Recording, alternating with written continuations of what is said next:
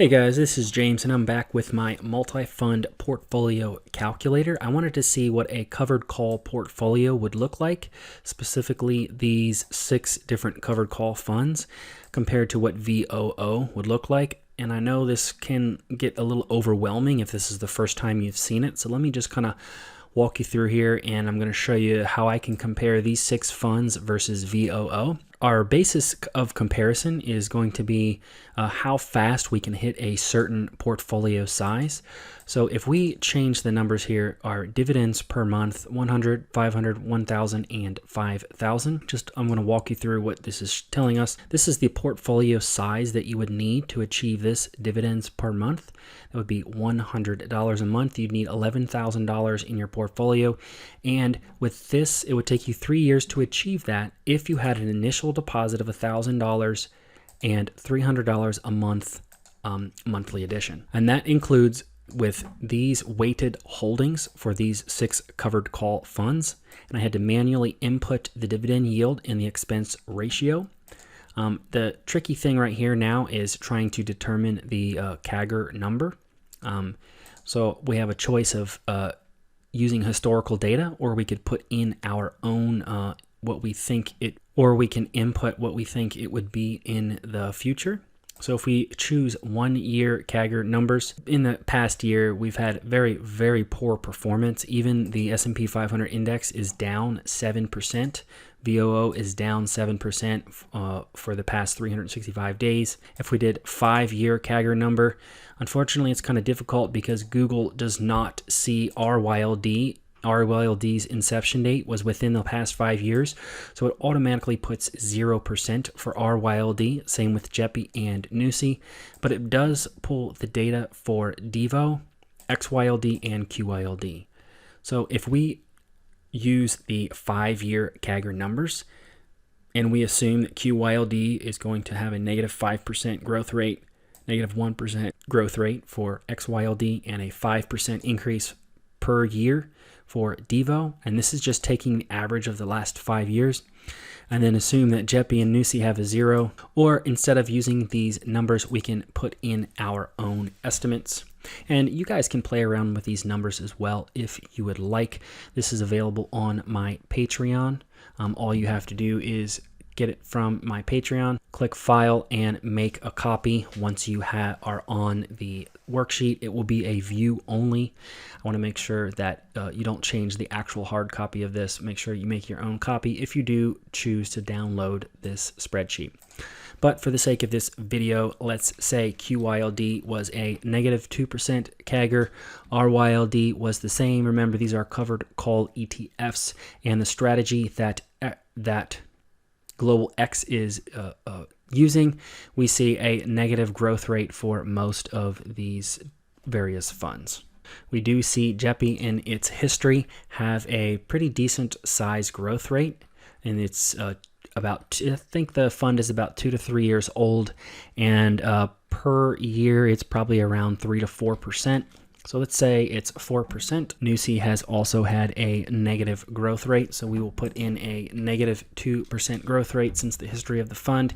And DIVO seems to be one of the very few solid covered call ETFs that have had pretty consistent growth over the history of the fund. And we're able to pull Google's finances numbers, and it comes out to be about 5% per year with that 5% dividend yield. So again, you guys can play around with these numbers here, or you can play around with the different CAGR growth rates to be able to determine what do you think an accurate CAGR number. But for the sake of this calculation, comparing it with VOO, I'm going to use these CAGR numbers right here. So with all of that information here in the portfolio, the weighted percentage of all the holdings is 100.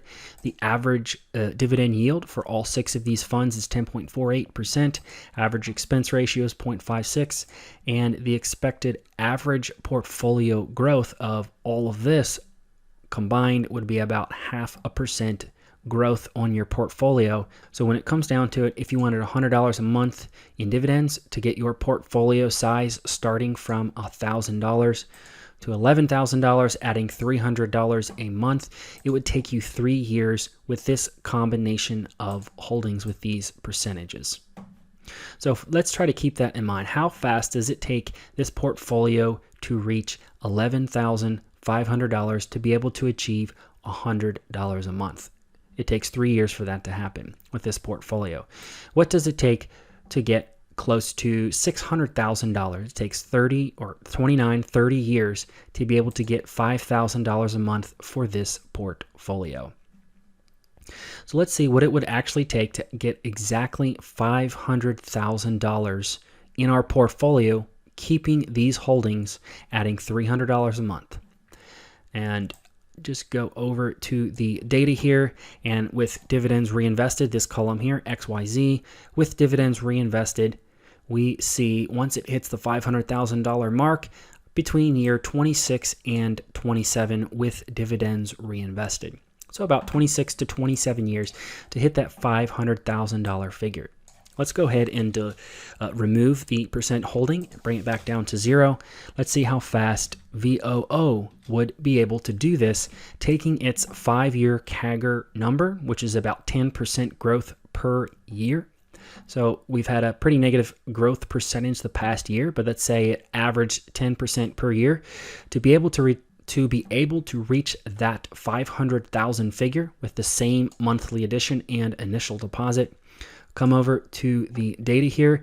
Let's see when it crosses 500,000, and it crosses 500,000 between 24 and 25 years, which is actually a year faster than doing it with. So there you have it. This is a fun little tool that I put together to be able to determine and compare various portfolio scenarios, if you will.